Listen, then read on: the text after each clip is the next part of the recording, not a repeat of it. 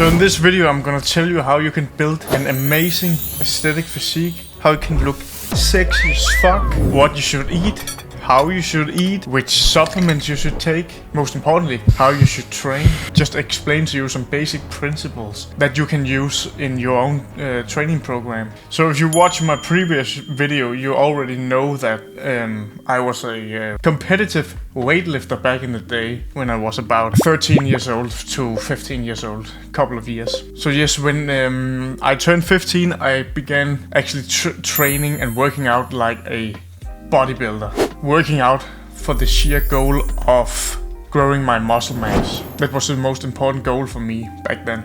And I really began to see results pretty quick, pretty fast, and this resulted in crazy confidence, and my mental health improved exponentially, and it became part of my identity. I truly don't know where I would be right now if I didn't begin working out back then. So if you're watching this video and you are in the age of about 13, 14 to 25, to even 30 years old, you probably want to build a physique that makes you look sexy and aesthetic. And you've probably heard that building a sexy and aesthetic physique will make it easier for you to get girls and get noticed. And I'm just gonna tell you the truth. It absolutely does make it easier for you. Working out is one of the most important things you can do for your confidence and attractiveness. You have to remember that this is a lifestyle. Working out is something that you should do every day of your life almost. And this should become a part of you.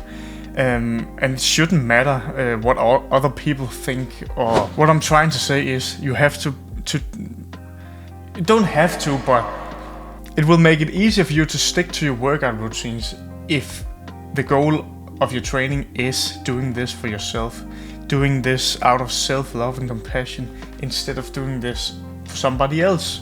Like girls and trying to impress other people. The main reason you should be doing this is to impress yourself, make yourself proud, because this will ultimately get you the best results, the most amount of confidence, certainty, and self-belief. So that's the most important part. That's what I have learned is the most important thing when it comes to your reasons. Something I want to talk about quick before we get into the meat of the video is I want to destroy some of your self-beliefs just now.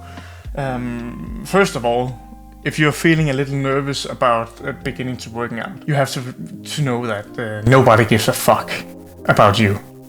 You're not unique, you're not special. People are too self-absorbed to even consider that you are in the room. Literally don't give a fuck about you. They don't even look at you. You think they look at you because you don't have the experience, you don't have the confidence when you walk into a new social arena. Nobody has unbreakable confidence when they begin to do something new that they have never experienced. Of course, but just know that 99% of the people in the gym who are bigger and stronger than you will only help you reach your goals. They only want to help you. And if you begin speaking to them, making some friends, giving those big guys a compliment, because the bigger they are, the more fragile their ego are. So give them a compliment. It takes nothing to make friends at the gym. Just say, you look big, you look strong as fuck. Then they become your best friend. The bigger they are, the sweeter they are. And if you're really that scared or nervous and you think the big guys are gonna eat you, like you are some kind of protein bar, then train at a time where there aren't a lot of people. So figure out in your gym what time it's crowded as fuck and what time it is less crowded. Now it should be easy for you to just get to it. So let's talk about some practical tips, some basic things that you need to be doing to grow your physique. So what we do in the gym when we are working out like a bodybuilder is that we do resistance training, that is weightlifting. And I like to do 2 to 3 compound movements. And a compound movement is when you incorporate many different muscles in one movement. For example, when you're doing bench press, you work your triceps, your chest, and shoulders. That's 3 muscles in one movement. This is the kind of movement that gives you the most bang for your buck. So I would always start with compound movements. 2 to 3 compound movements. When you have done your compound movements, we move on to the accessory movements. This is the smaller muscles. It can be the lateral head of the shoulder, the rear delts of the shoulder. That's the back part of the shoulder. They come second after the compound movements because you want to manage your fatigue properly. The compound movements is the movements that introduces the most fatigue. So always do the accessory movements at the end of your training. Something I have noticed is that you have a set level of morale. So for example, if I really hate training my rear delts, is it really a good idea that I save that movement for the end of the training? I wouldn't think so. The muscles that you really want to grow should be the first movement in your program. So we can make some exceptions. You don't have to do compound movements at the beginning if you like to be doing something else in the beginning of the training. There isn't a perfect way to be training, to be working out, to building your muscles. So you have to make it fun and make sure that you want to show up for the next day of working out. Something I have done is that I have made a dedicated arm day. So I dedicate a whole workout to my arms because they wouldn't grow. They just would not grow. This is something you can do, but as I will explain to you later in this video, in the beginning it really doesn't matter what you do. If you really are in the beginning stages of 0 to maybe 2 years of training, you'll grow regardless of what the fuck you do. It's important that you don't skip your leg day. Do you know you're supposed to work out your lower body too? I have observed that many of the younger people in the fitness center that I work out in, they don't train legs, or they at least don't train their legs as frequent as the other muscles. And your legs is like 1/3 of your total body mass. So when you are hitting your legs, you stimulate a lot of muscle. And the stimulation of the muscles will actually increase the production of testosterone. So it's very important that you don't skip your legs. And another question that I get a lot, and people are confused as to how long should you train for. And the question I always ask them is the job done? Have you done what your program says? Job's not finished. Still to be happy about. Job finished? I don't think so. It doesn't matter how long you are in the job. It doesn't matter! It matters if the job is done. That's the only thing. If one day it takes 2 hours and the next day it takes 1 hour, it doesn't matter, because maybe there's some days where you want to have a little more rest. Rest I need. Yes, rest. Maybe someday you find a friend or something like that, and you begin to speak to each other and exchange some experiences with each other and advice. That's also very important, I think, to be talking to the guys you're training side by side with. So it doesn't matter how long you are in the gym, as long as you do the work. So how many sets should you be doing in the gym? I like to do 1 warm-up set. How do you warm up? You do 1 set of the movement you're currently doing, and you just maybe take like 40 to 50% of the weight that you are going to do in your main sets. And your main sets should mainly consist of 2 working sets, where you lift a weight that you can do like 10 to 15 reps of. So you have to figure out how much weight is necessary to do 10 to 15 sets, where the last couple of sets will bring you to failure or close to failure. That's important. And then after my 2 working sets, I usually do a deloaded set or drop set. That's probably around 65 to 70% of the weight, maybe a little less, depending on how much fatigue was introduced in the previous 2 sets, the working sets. So that's kind of, a finisher, so that you know that you have hit the muscle correctly. And something I want to really just drill into your head is that if you want to look sexy, you have to train like a bodybuilder, not a powerlifter or a strong man. Because if you want to look like this,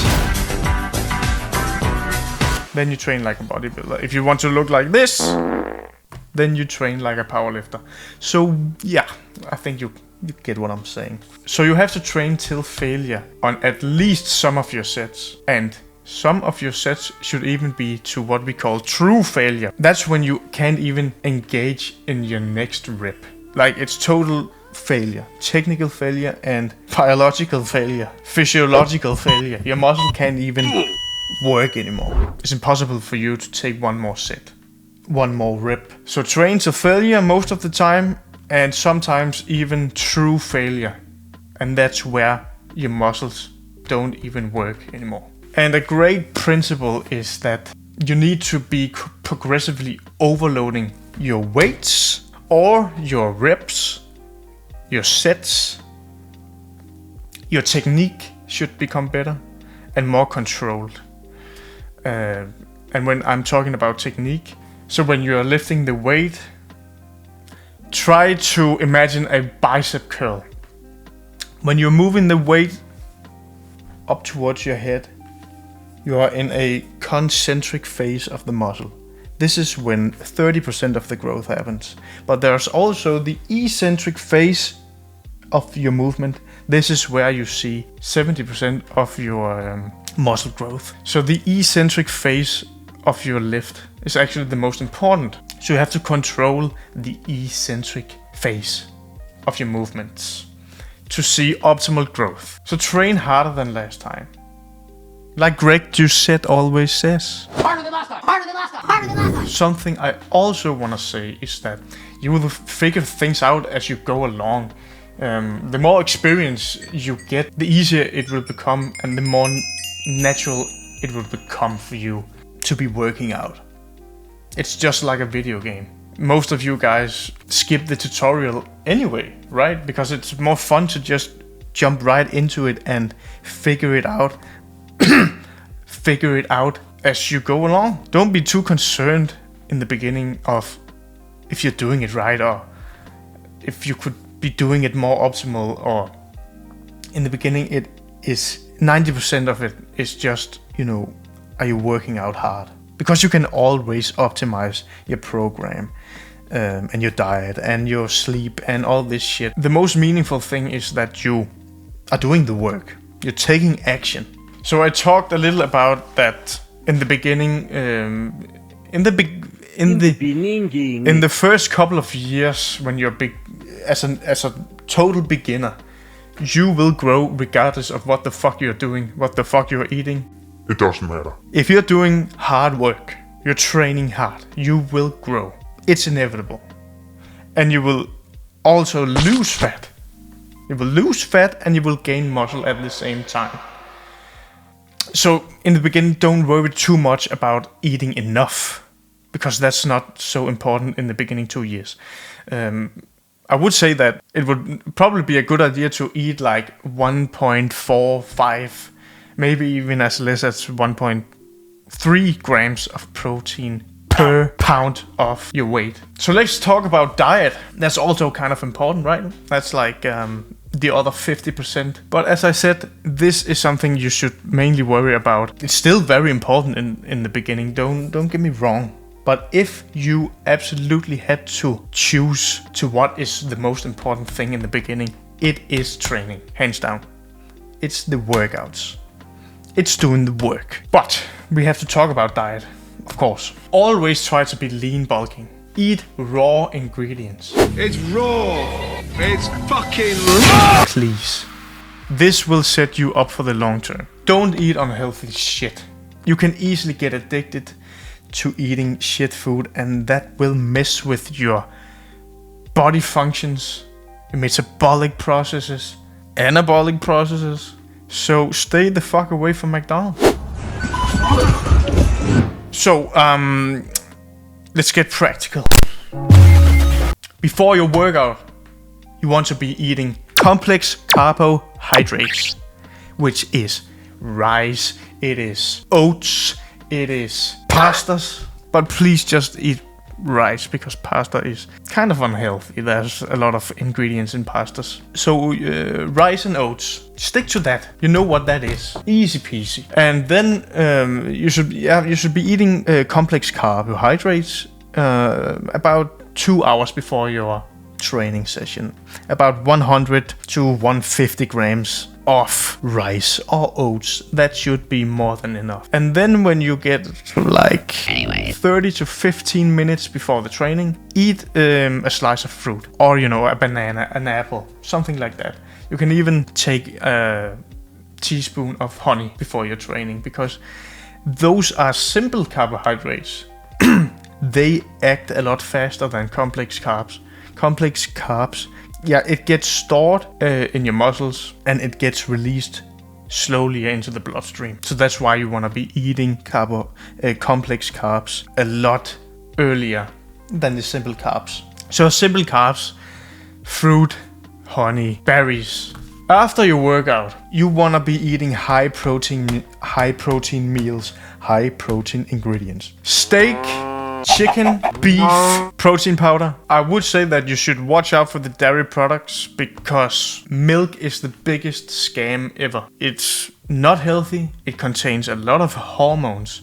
So if your skin, for example, my skin has totally been fucked up by unhealthy dairy products like pasteurized milk. Fuck that shit. Don't drink it. If you absolutely have to drink some kind of dairy product, I would say yogurt is pretty good and provides you with quality protein. Quality cheese and skyr. Skyr. I love skiing. Skiing's No, one of my favorite alpine. Skyr is like a yogurt, but like thicker. Don't fucking mess with me. My accent is quite off here. It's also pretty good. You can eat that. Yes, but stay away from pasteurized milk. Keep your diet as simple as possible. I can't stress this enough. Keep it simple. You wanna diminish the friction between you and your diet. So it has to be easy to make. It has to be cheap. It has to taste relatively good. You can use some spices to spice it up.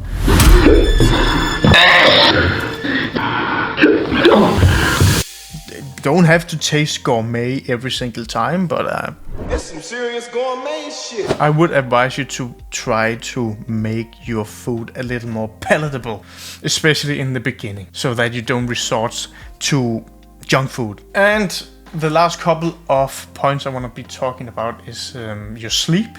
Your sleep is very important. It's not, in the beginning, it's still not make or break. It is really not. When people tell you that sleep is like the most important, it's not. It's still doing the work. That's the most important thing, especially in the beginning. But sleep can still be important, of course, because it ensures that you are recovered and rejuvenated for the next day. The more sleep you get, the more you can push yourself in the gym. So it is a very positive loop that you get into when you are sleeping enough. So try to get 7 to 9 hours of sleep in between that. This will also increase your mental health, and it will give you an abundance of energy. So sleep is important for your metabolic process, for your anabolic process, and for your well-being in general. So of course, sleep. Then I want to talk about supplements. In the beginning, supplements. Fuck supplements. What's the next step? What do I do next? It's not that important.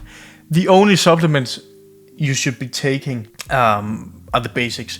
Creatine monohydrate it can actually increase your muscle mass with like from 5 to even some people see like 15% muscle growth. It's insane, but it's because the creatine is pulling water into your muscles, and that is making them bigger, harder, and stronger. So creatine monohydrate, very cheap, very good, very effective.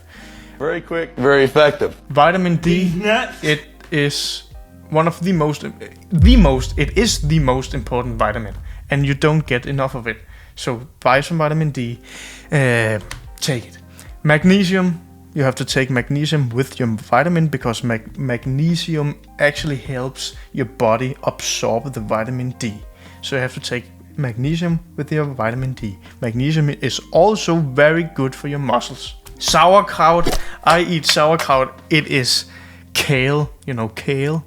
That has been fermented, and that helps my digestion, because when you eat a lot of protein, and it's especially lean proteins, sometimes your stomach has a hard time digesting it properly because you are missing some of the fat that slows down your digestion. Do whatever you can to keep your stomach healthy. Then instead of normal, kitchen salt with all kinds of different chemicals, or not chemicals, but there are extra shit in your normal salt that makes the salt not clump together. So I eat Celtic sea salt because this provides you with a shitload of minerals that are important for your health. So it's very cheap. It's like $3 for like a kilogram of Celtic sea salt. I mean, how often do you buy new salt?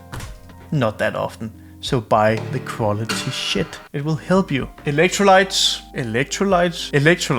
are also important. This is what governs your fluid balance in your body. So if you are feeling a little dizzy, a little lightheaded when you're lifting, you are missing the electrolytes.